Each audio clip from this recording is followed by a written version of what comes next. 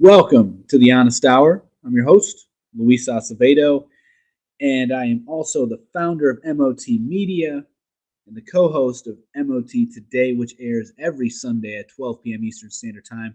Currently, this is the Honest Hour, and we are live Monday through Friday, 10 p.m. Eastern Standard Time. Got a lot to talk about today, and we're going to jump right into some controversial stuff because when I was driving around this today, rather, the question popped in my head: why is it in Islamic countries women aren't allowed to drive? Why are women not allowed to drive? Now, obviously, there are exceptions, right? Because certain countries have now allowed for women to drive in Islamic countries. But overall, it's not allowed. And so I started questioning why that is, because there would have to be a reason, right? There wouldn't there I don't think that they would be right to have that as a law if there wasn't a reason for it. Like, it made sense why women didn't want, like, women were pushing against the right to vote in America during the women's suffrage movement. There was an anti-woman suffrage movement as well that nobody gets to hear about. But this is something that really took place. So I was wondering, anyway, getting back to the whole driving, why it is.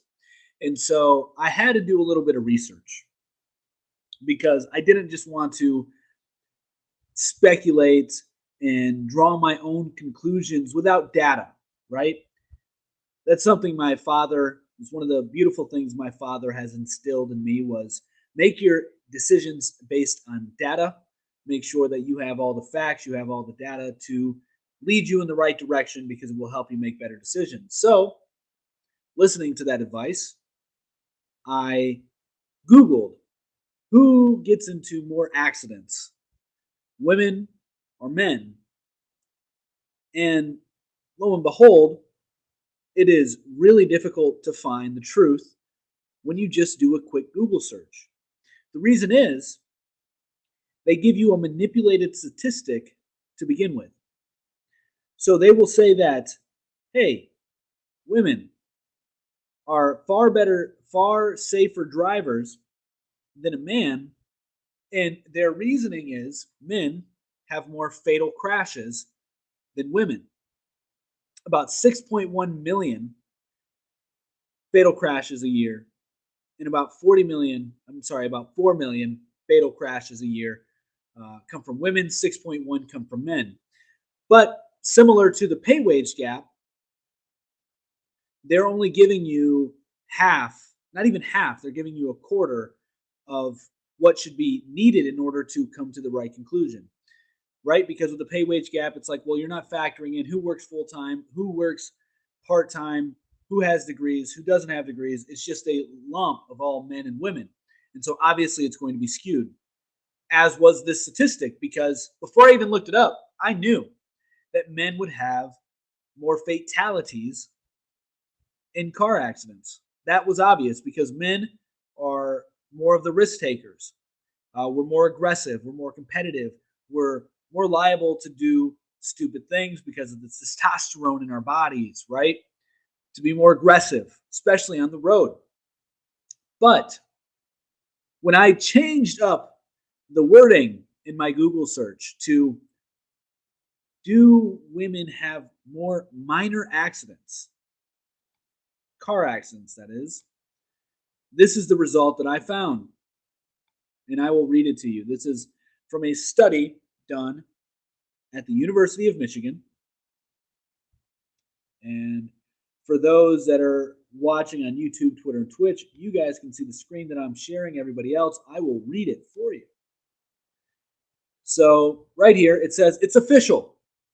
Women drivers are more dangerous behind the wheel, scientists discovered. Researchers looked at 6.5 million car crashes that took place in the U.S. between 1998 and 2007. The results are even more surprising, being that women drive far less than men. And so here's what the numbers pan out to be. Well, actually, let me just read a little bit of this article. So, women drivers are more likely to be involved in an accident, according to scientists. Researchers looked at 6.5 million car crashes and found a higher than expected number of accidents between female drivers. They also discovered that women have a tough time navigating crossroads. I was in 5 of them. All right. That's what Joy Gabbert said. So they also discovered that women have a tough time navigating crossroad, T junctions, and slip roads. The results, damn, I can't argue. I was in 5. Look at that. Even women are over here. See, this is the beautiful thing here. And this is the thing that I was talking to my wife about too. Every woman I know in my life that has a man in her life never drives. They rarely drive. The man always drives.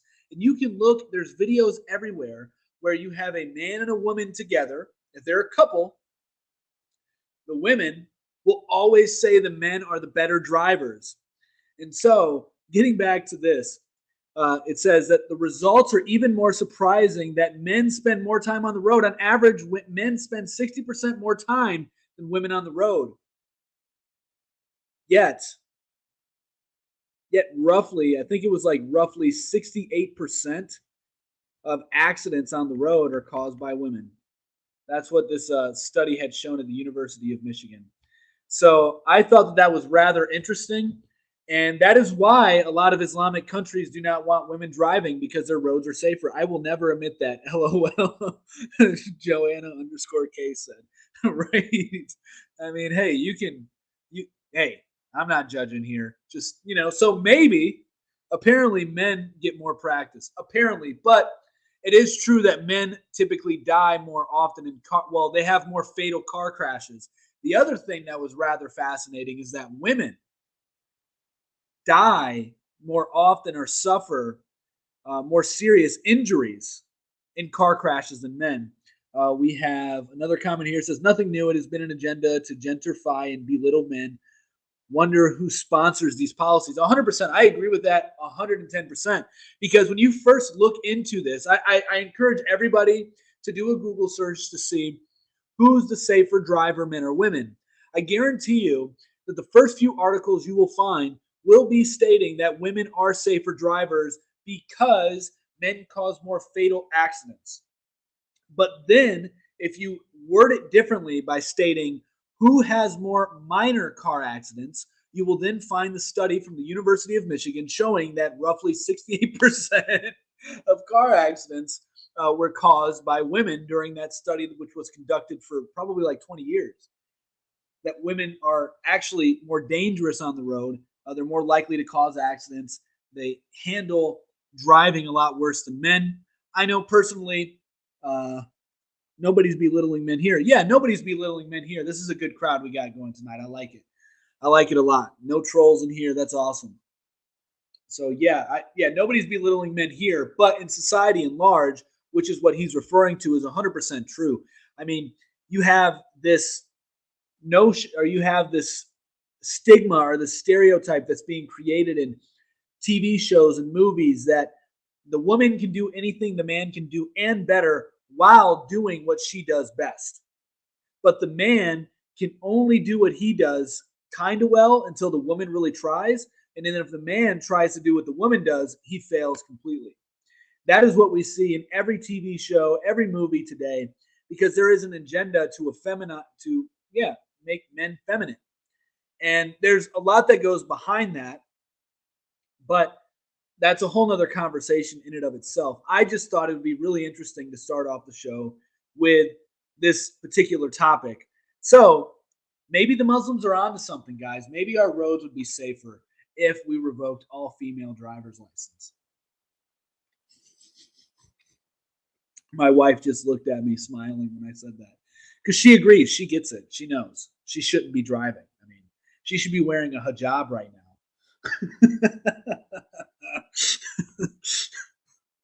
Oh man, she should be in the kitchen preparing me some food. That's what I'm saying. And she's barefoot and she's pregnant. So I mean, come on, that's like perfect. It's a perfect combination. She's pregnant, barefoot, and should be wearing a hijab.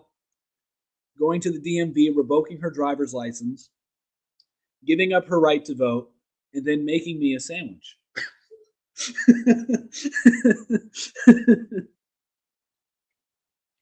So, but no, I just thought it would be funny and probably triggering to some people who listen to this afterwards. Seems that we got a good crowd in here tonight. They're all getting it. Everybody's getting it. Everybody's laughing. But yeah, no, and you guys, I have three daughters. Well, I have one on the way, uh, twin daughters right now.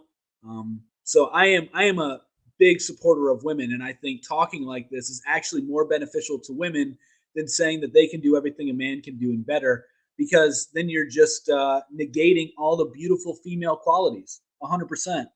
That and we are control freaks.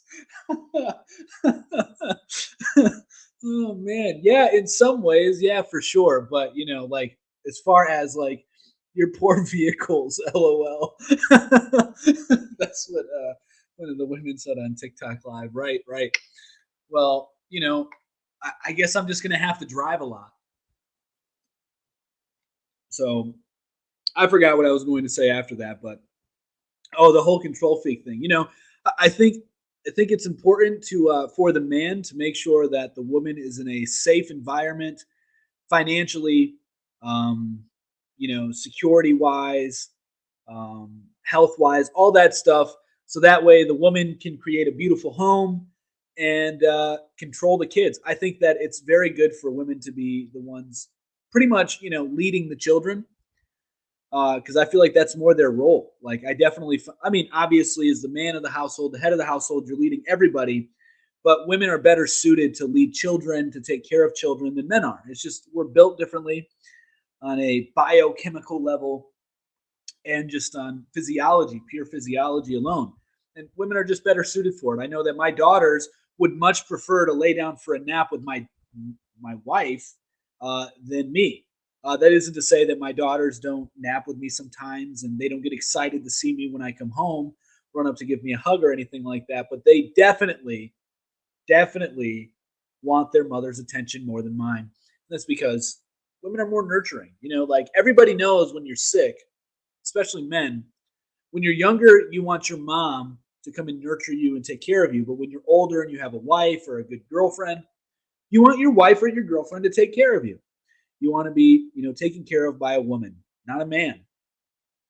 Most times, unless you're getting like brain surgery, then probably have a male surgeon.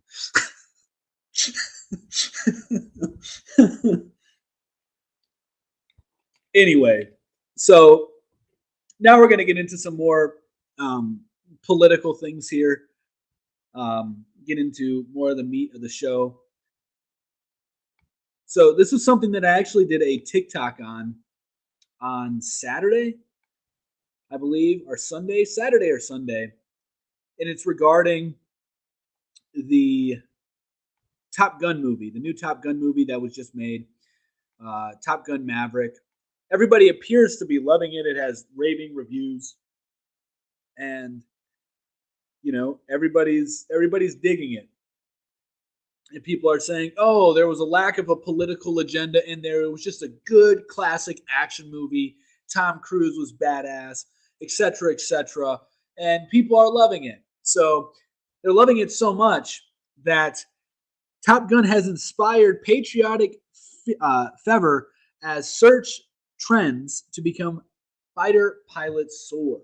So if you look at the analytics, like so it grossed $548.6 million since it premiered in theaters 10 days ago.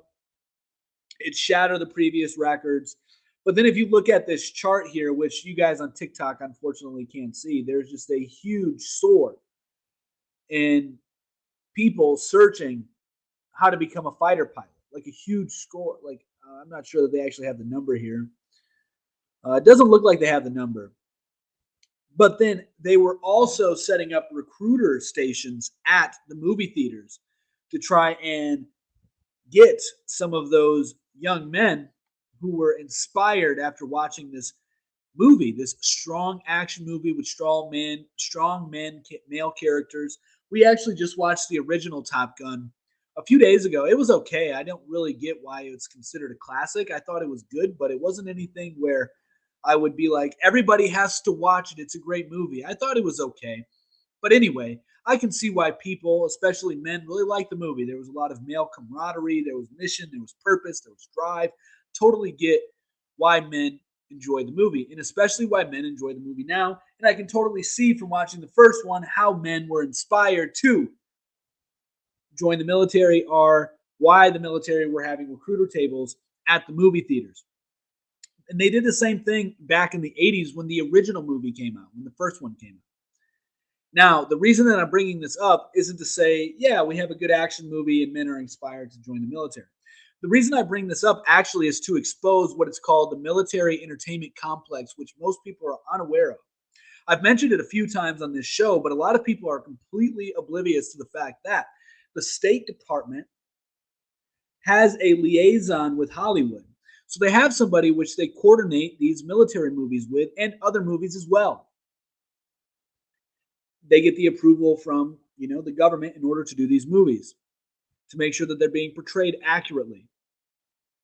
So now if we just put on our thinking caps, we can then see that these movies are going to be used to propagandize joining the military.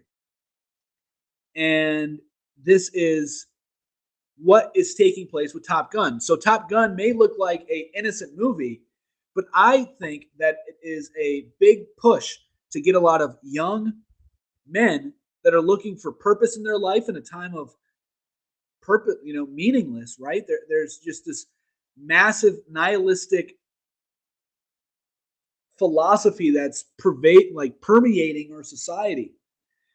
And so men are looking for purpose, they're looking to have camaraderie because they can't have that in the real world typically because, as it was mentioned earlier, men are being belittled. We're trying to mask masculinity, trying to suppress masculinity, which is why we are seeing this, I believe, this huge push of hyper masculinity.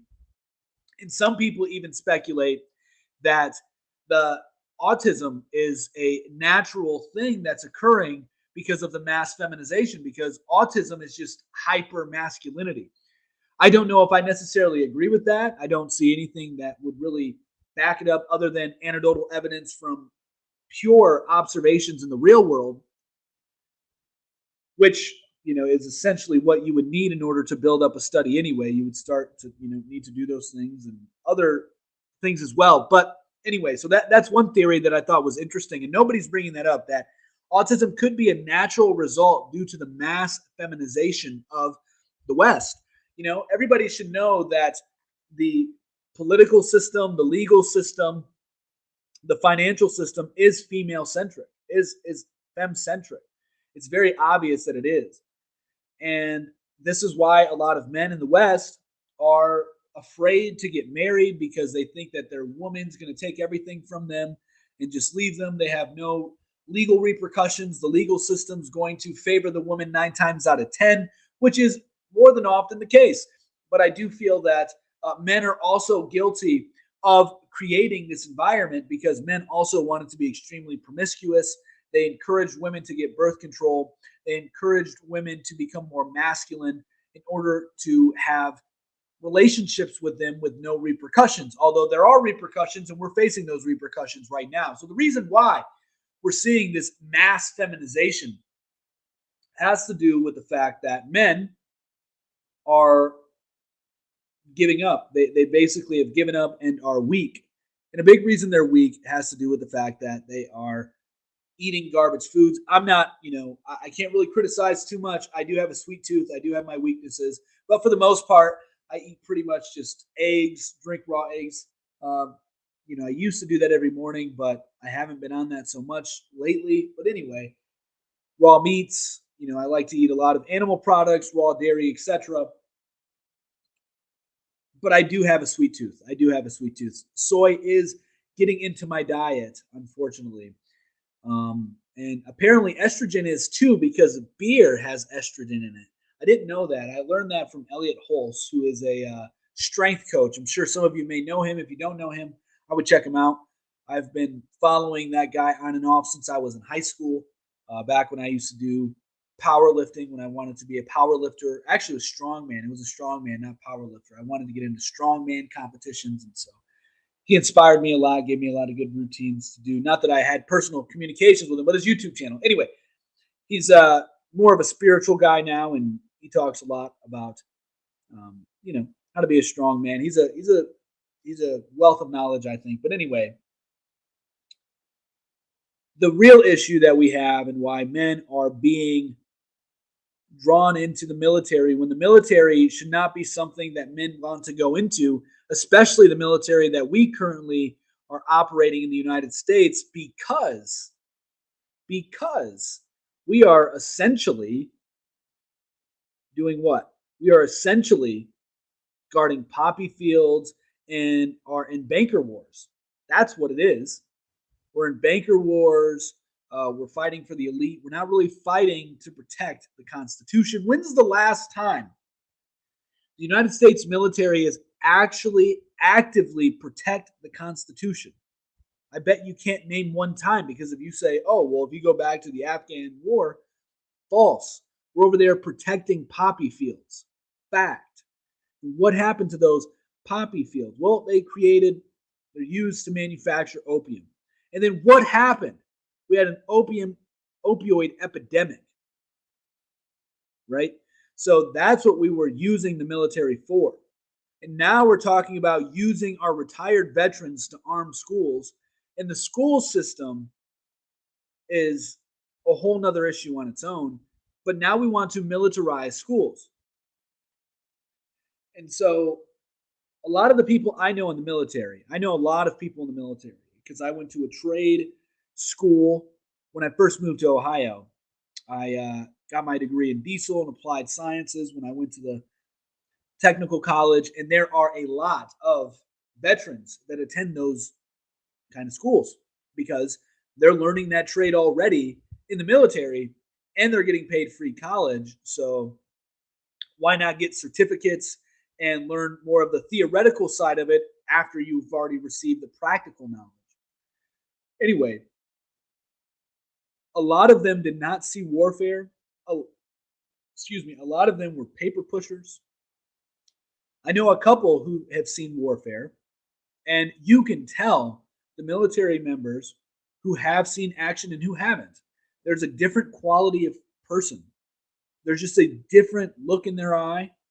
There's a different way that they carry themselves. It's very easy once you've been around a lot of military people to tell who's seen combat, who hasn't seen combat. They just have an aura about them. And a lot of them don't have that. A lot of them don't have that. A lot of them were doing nothing, really, truthfully. And they got paid decently. And then a lot of them received disability checks for the rest of their lives because they got injured doing some sort of drill. I'm not dogging the military members. I'm just saying that our military system is very corrupt. And there have been a lot of people who have told me, not a lot of people, that's an exaggeration, but I know one person in particular who I had a conversation with who was in the military that stated that they give out stress cards to new recruits. And if your recruiter, if your drill sergeant or whatever is yelling at you to the point where you can't take it anymore, you can put up your stress card and say, you can't yell at me like that anymore. And they have to respect it. I also know somebody else who is in law enforcement, and he is constantly being reprimanded for essentially having masculine humor. That's all. He got in trouble because I can't remember the exact story, so I won't share it. But there are so many stories that I hear, and now men are looking for purpose, they're looking for meaning in their life, and then they're going to the military, and the military is just going to take more out of them than it is put into them. That's also what I've heard from a lot of veterans. Like, a lot of them don't really like the fact that they served in the military. A lot of them have a lot of addiction problems, whether it be pills, whether it be alcohol, whether it be nicotine, like very hard addiction problems, a very dark sense of humor because that's how they have to cope with a lot of the shit that they've seen. And it's just not a good place. It doesn't it doesn't bode well for men to join the military, especially when we have a military that is hell bent on protecting bankers as opposed to the citizens. That's a real issue. So Top Gun is, I'm saying, propaganda to steer men into the military because the military is also becoming short staffed in a way. The Army chief or the Army sergeant, one of the main people in the Army, I can't remember exactly his title, had spoken to Congress recently and stated that they don't have enough Army members. And so they've been trying to do different recruiting tactics, whether it be showing virtual reality and you being this fighter pilot sitting in a room 1,000 miles away from where you're killing people. So, it's interesting. And well, it's not. I don't know that it's interesting. It's just very insidious what's taking place. And a lot of people, especially a lot of boomers, think that it's totally fine that people want to join the military. I don't know why somebody would take pride in their child joining the military. I would feel as if I failed as a parent if my child joined the military because the military is so corrupt and disgusting now, and it probably has been forever. But I understand the need of a military, just like I understand the need of police officers. I'm not anti-police, but just know legally, per the Constitution and the Supreme Court ruling, they legally do not have an obligation to protect anybody or serve you. Legally, per the Constitution, per a Supreme Court ruling by Supreme Court Justice Scalia, who was a Republican or conservative leaning, I should say, in his philosophy. Lots of white flag events. Yeah, 100%, 100%, 100%. So, I mean, I think that it would be a disappointment if my child ever went into the military. And I also think that it's disgusting that we allow, I'm going to try to say this tactfully because I don't know what got us banned last time, but I'll just put it this way, the physically weaker gender, I don't know why we allow them to ever be in the military or ever be in any form of law enforcement. I think it is abuse. The other day, when I was knocking on doors, because I work for a solar panel company, and I was knocking on doors, we had a cop come up to us. The cop was of the weaker sex, all right? And they had begun to question us as to what we're doing and asking, that's the trans flag, not a white flag. Gotcha, gotcha. It is shameful. Okay, cool. To allow our women on the front, 100%, 100%. It is very shameful. Very shameful. And so, anyway, this weaker sex approached me and another man. We were much bigger than her in height and size. And you could just tell she didn't feel very comfortable. Not that we were like being rude, we were being very polite. She came up to us because I guess you have to have a permit to do solicitation in certain areas, which we couldn't find any law on. And I never had that before with any other jobs that I've had where I, do door-to-door sales. Anyway, so she did not seem very comfortable, pressing the issue, just kind of let us go, didn't really do anything. And the whole time I'm thinking, what if some deranged male, the stronger sex, wanted to take her gun? They could easily do it. Easily. Very easily. That is not a place for if you love women, you don't want to do that to them. You'd be a failure as a father. You'd consider yourself a failure as a father if your daughter had ever joined any of those kind of institutions. I know I would. I have 3 daughters. Well, one's on the way, and 2 that are here. I would be a failure if my daughters ever wanted to join law enforcement or the military. I would have to reevaluate everything about the way I raised them and what I am doing currently at that time. But for some reason, we think it's a good thing. One of the big truthers, Alex Jones, I mentioned him quite a bit. He talks about, the brave men and women that serve. No, it's not brave for the weaker sex to do it. Will we ever kick them out? Uh, Probably in the future. Probably some areas will.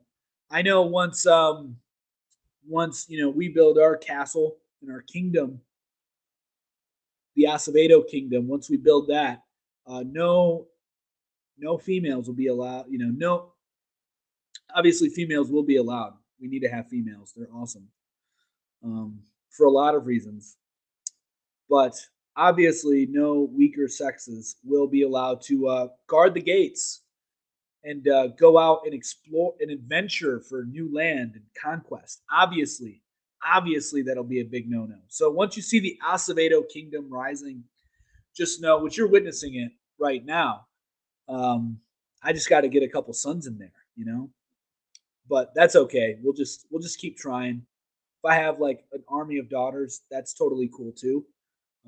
So that's why I'm also over here yelling and expressing the importance of being strong men. That way, if I have an army of daughters, you men out there can raise strong sons. So that way, my daughters will have appropriate suitors. Anyway, but I don't know if the country will ever kick them out. Maybe, hopefully they do, because it's abuse. It really is abuse. For instance, like physical sports like soccer and basketball, I just found out are actually extremely bad for women because they end up getting a lot more ligament injuries, knee injuries, and it just messes up their body a lot worse than it does a man because we're built differently. Just like I don't understand why we're encouraging women to hit the gym, lift these heavy weights, get bulky, and think that that's a cool thing to encourage. No, we actually are this next birth, God willing, everything goes well, we'll be able to have it in the home. We've had a midwife pretty much this entire time going through that whole process. It's been phenomenal, much better than the hospital's experience that we had for our twin daughters. But one of the things that the midwife said was women who tend to be quote unquote more fit and have a bubble butt, if you will, because of their squats, because of their, whatever, they're just trying to be fit, have a much harder time and more often than not cannot deliver a home birth. They have to go and have a C-section. They have to go to the hospital. And it's because women aren't supposed to be doing that. And it's very natural to have a little bit of fat on you. It's very natural. It actually shows that you're fertile if you have some fat. It's actually a really good sign if you have some fat.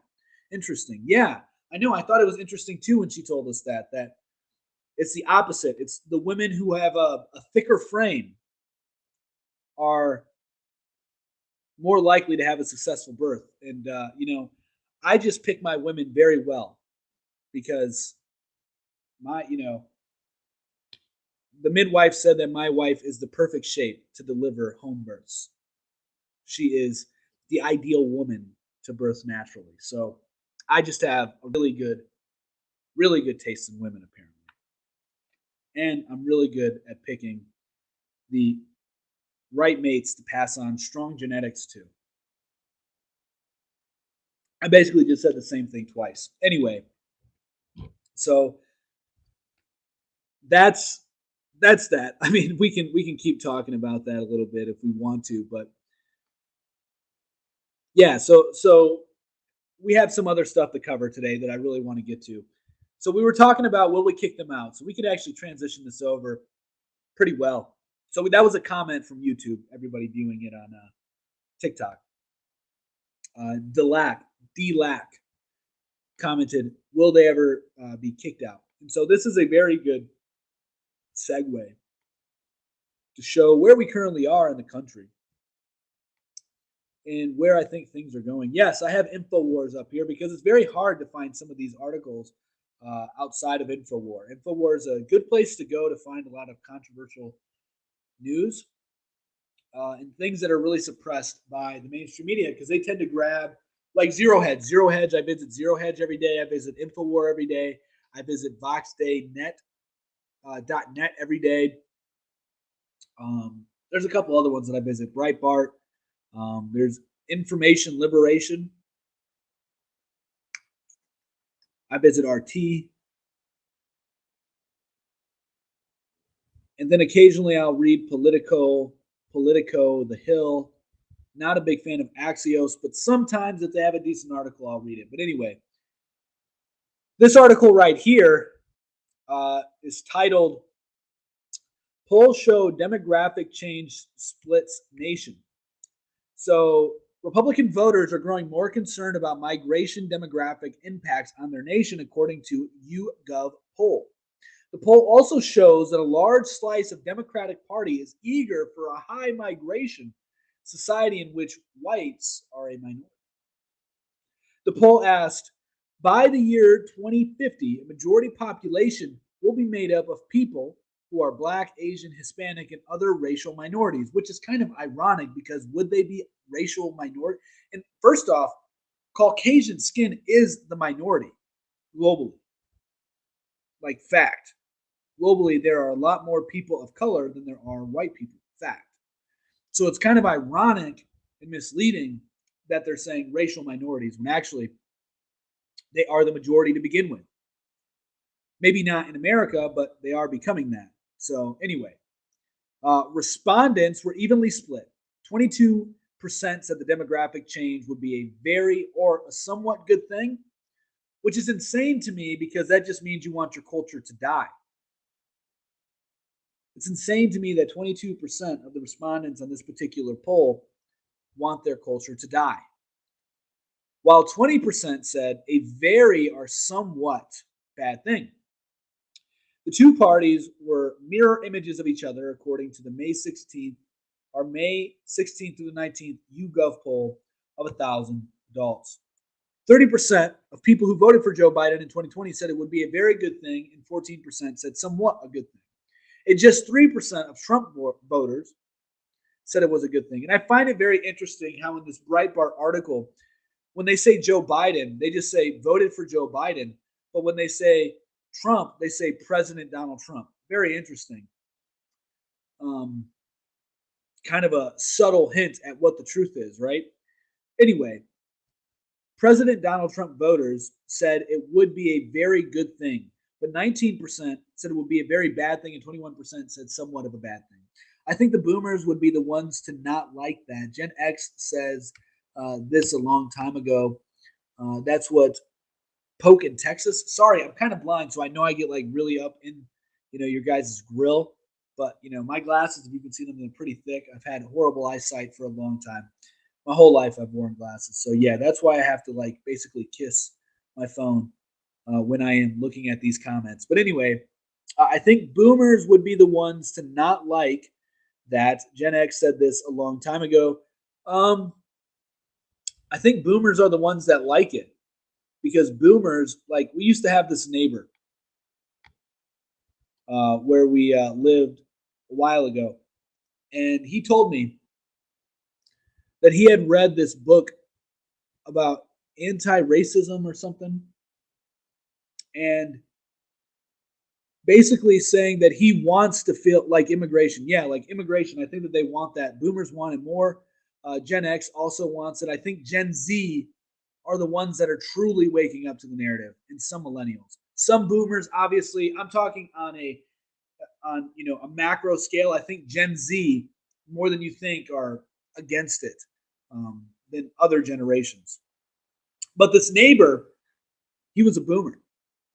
And he told me that he wanted to feel guilty for the way white people had treated others in the country, even though he had never been one of those individuals, which is insane to me. This is cultural suicide, which is what I've been talking about for quite some time. This cultural suicide.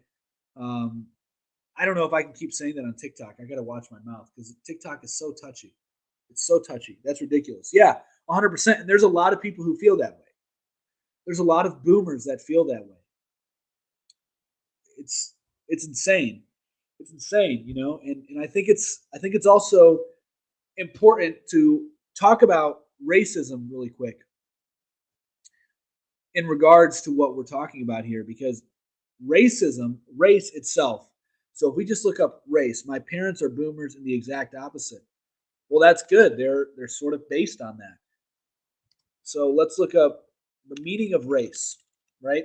So we're going to look up the meaning of race, and then we're going to look up the suffix ism and the suffix ist to see what exactly racism means. Because we know what we're told it means, right? That you believe that your race of people are superior to other races. That's what we're told racism means. But let's actually find out what racism means.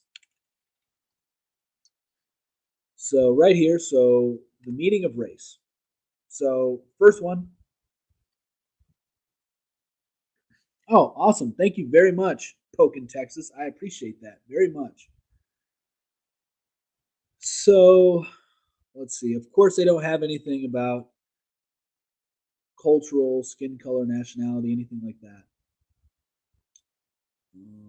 Noun. There it is.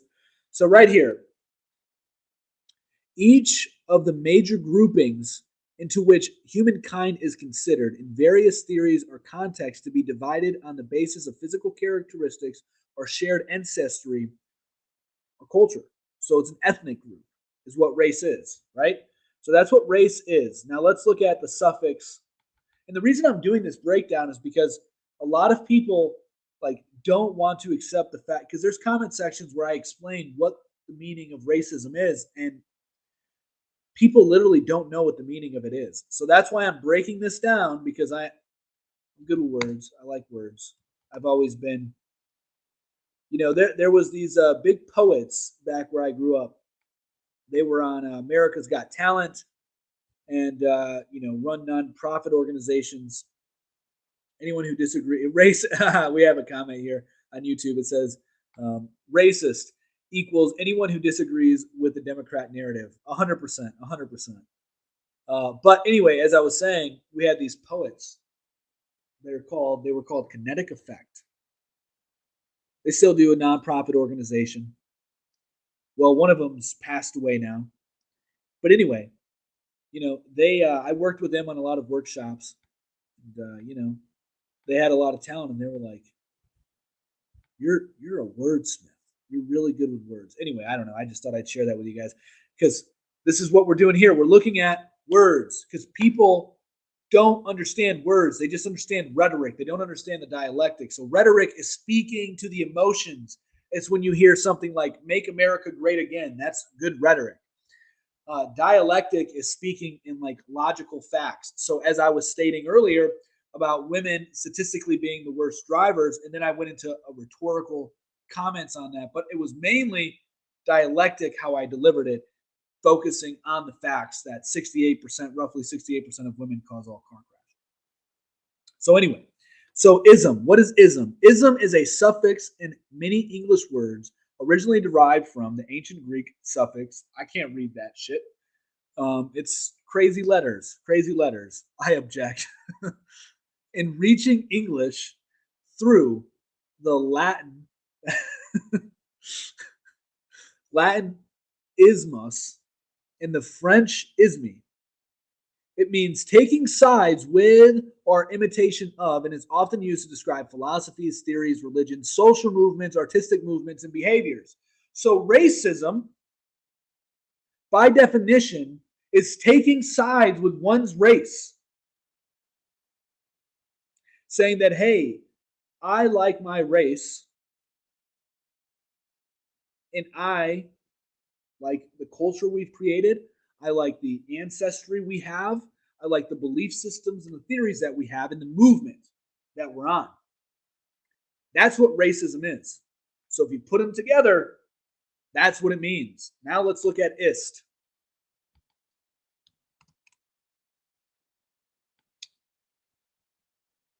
So the suffix ist means one who performs a certain action is easily added to a noun to describe what a person does. So a racist would be somebody who is in favor of their race, who is a proponent of their race. So by definition, Black Lives Matter is a racist movement. I don't think there's anything wrong with that. Don't think there's anything wrong with that whatsoever. The Black Panthers were a racist movement. Nothing wrong with that whatsoever. Very natural, right? And the way the KKK originally started was along the same lines of the Black Panthers. Obviously, it got subverted, and yeah, but it is not supremacy to be racist or to have racist or to be so. What is white culture? Well, there is no white culture. There's European culture. So that's another big misnomer, right? So there is no one thing is white. You don't want to have a like it's impossible to have a white nation just like it's impossible to have a black nation or a Hispanic nation. Like what does that even mean? For instance, if we take like a black nation, what would a black nation look like? A black nation could be a bunch of Africans. It also could be, and then also the Africans. What about the Nigerians and the Kenyans and the Egyptians, right? Like totally different. And then if you go to Hispanic, then you have the Puerto Ricans, the Cubans, the Dominican Republics, the Mexicans, right? The Spanish. It doesn't make sense. And so when we get to white culture, you have Scandinavian culture, you have English culture, right? Then you have the American culture, which doesn't really exist. I don't think it exists anymore. Right. So there is no such thing as white culture. Um, it just doesn't exist, just like there's no such thing as black culture. There are subsets. There's race, like race and culture go hand in hand. So culture, if you believe in cultural, like culture at all, you have to believe in racism. You have to, because culture derives from a race. I'm Irish and Native American. Yeah, I'm a mutt too. You know, I'm Puerto Rican and I'm a bunch of different European blood as well. And my wife, I don't even know if I can joke about this anyway, but she may have some small mustache in her bloodline. I should say that differently. She has some small blood. She has some small mustache in her bloodline. If you get what I'm saying. Heinz 57 is what my parents told me. Nice, nice. Yeah, I usually tell people that I'm sort of Rican. That's my default. When they ask me what I am, I say sort of Rican because I can't really speak Spanish, but I have a Puerto Rican name. So, like, you hear my name, Luis Acevedo. It's obviously Hispanic, right? But unfortunately, I don't speak very much Spanish. Like the other day when I was door knocking, I came across this older woman who I was attempting to schedule an appointment for her to speak with one of our closers. When I asked her, "Hey, do you have a second?" She said, "I don't speak much English," and then proceeded to speak in Spanish. And I said, "Okay." And I wasn't going to continue talking with her. But she reminded me a lot of my grandmother in size and in spirit. And let's see, if that's what racist means, then is there a word to describe hatred for another race? Well, yeah, I mean that's like race supremacy. Like if you're hating a race, then you would be like a supremacist. That's where that would come into play. You would then think that your race is superior to other races, right? So anyway, or white supremacy, black supremacy, all that stuff. That's how you would, state that. But anyway, so I was talking to this little old lady, and I wasn't even talking to her honestly because I couldn't understand a word she was saying. She asked me if I spoke Spanish, and I responded mucho, mucho un poquito, which means very little, very, very little. But then she proceeds to give me probably like a chapter out of a big book's description of her whatever the hell she was telling me. And so the whole time I'm just like listening to her. I'm trying to show her that I don't know what she's saying.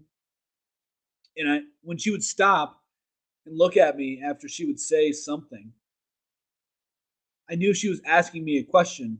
And my response every time was, yo no sé, because that means I don't know. And so we had this conversation for probably about, I don't know, 5, 6 minutes. I picked up on some things that, she lived in New York. She has kids in New York. One of her sons has the same name as me, but I couldn't respond very much in Spanish. It was, and then she proceeded to tell me that I should say next time. Mind you, once again, I can pick up on some Spanish words. I'm not fluent in Spanish whatsoever. I grew up, my grandma, she's notorious for speaking Spanglish, which basically means, for those of you who don't know what that is, didn't grow up in a Puerto Rican household, mixing Spanish and English together. So to be like, ¿Cómo estás? Blah, blah, blah, blah, blah, blah, blah, blah. And then we went to the store and then we, blah, blah, blah, blah, blah, blah, blah, blah, blah. That's what Spanglish is. I forgot where I was going with that. But anyway, I'm a Puerto Rican. I'm a Puerto Rican. I don't really speak. That's right. She was talking to me in Spanish. I was able to pick up on some of what she was saying. But she told me that I should say next time, "Mi no grande." I forget how she worded it, but I don't know a lot of Spanish. That's pretty much what she encouraged me to say. And then we went on our way. But anyway, I just thought I'd share that quick story because I thought that was pretty funny because I had no clue what she was saying the whole time, and it was very awkward. Not really. It wasn't really awkward. It was just fascinating to be in a situation like that where it's like we're two humans, we're of the same race, and Puerto Rican people are very prideful. Shout out to all my butter pecan Ricans calling me Poppy. What the hell? All right. I guess so, right? But yeah, like Puerto Rican people are very prideful. Italian people are very prideful. They're racist. Puerto Ricans are racist. Italians are racist. They're notorious racist. I grew up my whole life. My dad was like, "You're Puerto Rican. When people ask you what you are, you're Puerto Rican." Like that's how like Boricua pride. You see that everywhere. I mean, Puerto Ricans are so prideful. We have it in New York where there's a Puerto Rican Day parade. So stop coming at me with all this victimhood narrative from, you know, the darker folks saying that we have no rights here. Everybody's, suppressing me on a systemic level. We have systemic racism. Bitch, Puerto Ricans took over New York and said, "Hey, we are having a Puerto Rican Day parade, dog." Like they worked at that. They worked at that. Like that's impressive. That's very impressive, right? So I've never been though. I've never been to the Puerto Rican Day Parade. I know my family is very proud of that fact that there's a Puerto Rican Day Parade. I have family in New Jersey. I think I have some family in New York as well. They're very prideful people, very prideful Puerto Ricans. I mean, God forbid, like if anybody tells me all the Puerto Ricans where I'm from hang their flags from their rear view, nobody else does that, and a lot of them do it 100%, dude. My dad does that. My grandma does that. 100%. Oh my God. Every time I see that, I think of my family back in Michigan because my family does that shit too, man. My dad does it. My grandma does it. It's awesome. It's awesome. I think there's a lot of people on my dad's side of the family who does that. That's hilarious. That's a nationwide thing. We're very prideful people. We're very prideful people. But you don't hear Puerto Ricans saying, "Oh, well, the U.S. government came over and they sterilized 2/3 of our women in the '60s because they were giving them experimental birth control pills." You don't hear any Puerto Rican complaining about that. You don't hear any Puerto Rican complaining about Operation Bootstrap, where they were like, "Hey, yo, let's get you out of your own homeland and put you in New York, where it's a totally different climate than you're used to," which is why there's a bunch of Puerto Ricans in New York, by the way. It's Operation Bootstrap. Look into it, if I remember correctly. But Puerto Ricans were sent over there because they were going to go work. They were going to have a better life because when they came over to Puerto Rico, they were like, "Man, this is a very poor country. And there's so much we can do with it, though, because there's a lot." They saw a lot of potential in it. So they kicked a lot of the people out. They ended up tricking a lot of the women to get sterilized, and they didn't even know it. But I don't hear any Puerto Ricans talking bad about it. We're hustlers, man. I mean, we We might take your hubcaps, right? We might take your hubcaps. We might steal your car. But hey, we're hustlers. We're going to get it. We have that rice and beans, that rice with gandules. We're fueled up, right? We're fueled up. Give us some empanadillas. Ooh, man, we're good to go. My wife, who's white, understands that Puerto Rican food is a superior form of food. I can't really say that. I'm joking right now. We don't really eat Puerto Rican food at all anymore. I haven't ate every day though growing up. Rice, beans, some sort of meat. That's the way that I grew up. A very Puerto Rican diet. So, and you know what? Why are there no Puerto Rican restaurants? We see all these damn Mexican restaurants. Why are there no Puerto Rican restaurants? Why is that not? Actually, that isn't true. There's a Puerto Rican restaurant in Cleveland. I think that we've been there before, Paige. I think that we've been to that Puerto Rican restaurant in Cleveland. But that's the only one that I'm aware of. Maybe there's some in New York where there's a lot of Puerto Ricans, but Puerto Ricans, my brothers and sisters in the blood, from the island, from the motherland, we need to make more Puerto Rican restaurants. See, we don't have to even worry about freaking Homeland Security coming in and shutting our operation down because we're a part of the United States. You get what I'm saying? Like Mexican restaurants, they have to worry about that. We don't. We're totally legal. Totally legal. Although we can't vote for presidents in the United States and in Puerto Rico. But they'll tax your ass still.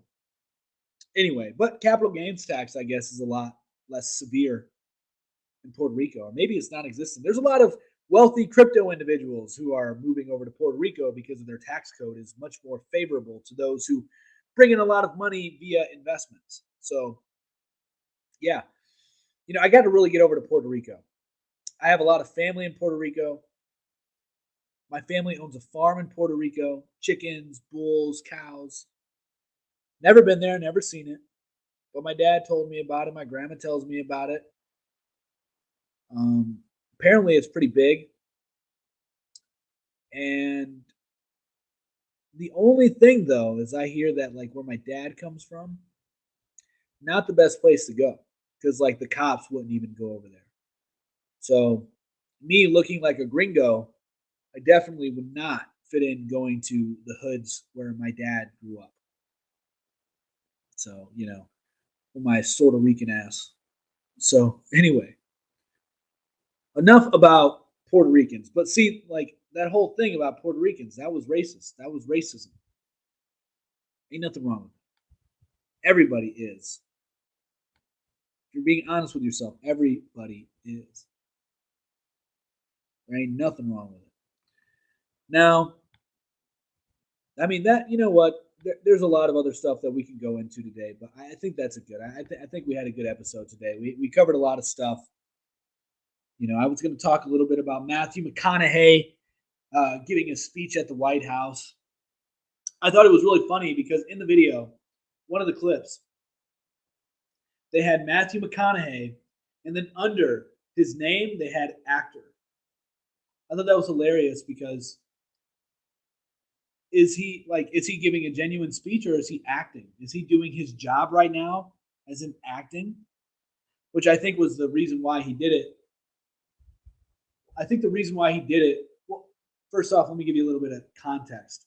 The speech that he gave today at the White House briefing room, whatever, the report room, whatever, bless you, was about the Uvalde event. And he was encouraging people to be sensible and not get political regarding gun reform, etc. And saying that this is improving the Constitution, Second Amendment right by making it harder to get an AR-15, by increasing the age to buy an AR-15 to 21, etc. As we're now seeing a bunch of Republicans coming out and saying we need some gun reform. Mitch McConnell, right? It's a big Republican coming out against it. Dan Crenshaw, the one-eyed pirate, he talked about a couple of years ago red flag laws.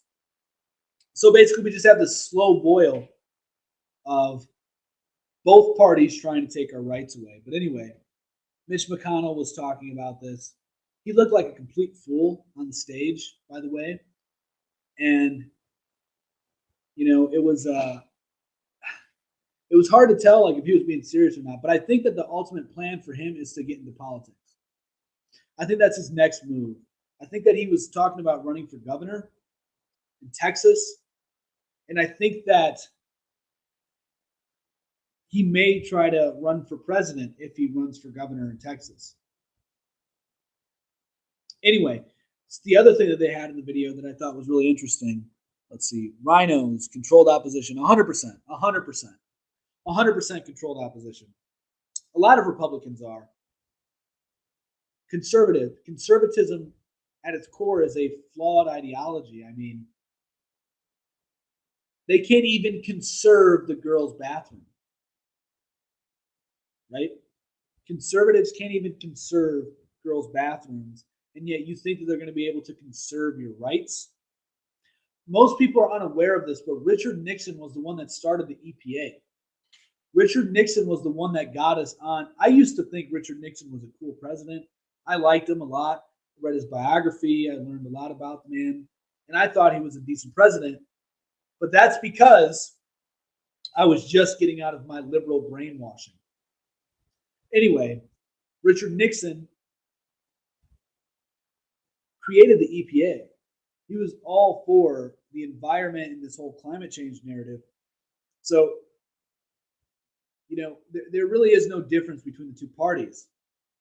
The Republicans, I've said this for a long time, and I mean it by its actual definition, which retard literally means to be slowed down. So they're like, we'll call it R word because I think it's kind of funny to be kind of censoring ourselves with these ridiculous words. Just like we'll call like the flamers, this whole Pride Month thing, we'll call them J's and F's. We should make it so I can censor myself. Literally, like do the censor thing every time I say the G word, the F word, or the R word, or even the J word, if you really get what I'm saying, right? Right? Small hats, you know what I'm saying? Just censoring every time I say something like that. Or any racial group, I should have like a censor button. Every time I say like a race, be like, and the beep are destroying the planet. You figure out what bleep I'm talking about. Anyway, I'm totally joking. I'm not though about the whole having like a censor button. That would be hilarious. E. Michael Jones, he has one of those when he says the small hats. When he talks about the small hats, the tribe of people that wear small hats and like to clip off the tip of their whats. Those individuals. He does that every time he says their religious group name. Anyway, I totally forgot where I was going with this. I think that I was talking about Matthew McConaughey. That's right. So Republicans are straight up R-word progressives. And Matthew McConaughey is riling up a lot of uncultured Republicans into willingly accepting gun reform. That's what he's being used for. He's an actor. He's a master at deception, making you think he's something that he's not. And in this interview, his wife was holding a pair of one of the alleged children who were there and apparently lost their lives. She had the shoes of that child. And they were saying that they were her favorite shoes because they were green and she wanted to be a marine biologist, given this whole backstory of this girl. The first thing that came to my mind when I saw those shoes was an event that took place during World War II that everybody thinks 6 million people were persecuted, were ended. the J words, 6 million of them. World War II. Y'all get what I'm saying. Shoes at World War II memorials, piles of shoes. So my first thinking was they're trying to like trigger you psychologically to feel as if we need to get rid of guns because guns are somewhat related to the horrors that took place in the Holocaust. The event in World War II of 6 million J's. This is so dumb. I wish I could just talk regularly, but I can't. I accept it. Anyway, that's what I thought when I saw the shoes. I was like, man, they're really trying to pull the heartstrings, which reinforces my belief that it is false flag. 100%. 100%. MK Ultra, maybe. One of the moms that ran into the school said that she did not hear any gunshots inside, only outside. What? Why wasn't she describing a horrific scene? Right? There's cameras, right, in the building. I don't know. I don't know. But anyways, that's about it for tonight, guys. So thank you all for tuning into the Honest Hour. I'll be back here tomorrow, 10 p.m. Eastern Standard Time. Be sure to hit the like button, share, subscribe, follow, all that good stuff. MOT Media. You can find us on every platform. But we go live every Monday through Friday for the Honest Hour at 10 p.m. Eastern Standard Time. We have a sports show that we're in the works of getting a set time for. And then on Sundays, we have MOT Today, where me and the other guys, James and Mick, come on and we talk about the week's current events, what took place. 12 p.m. Eastern Standard Time on Sundays, MOT Today. All right, guys, much love. Peace.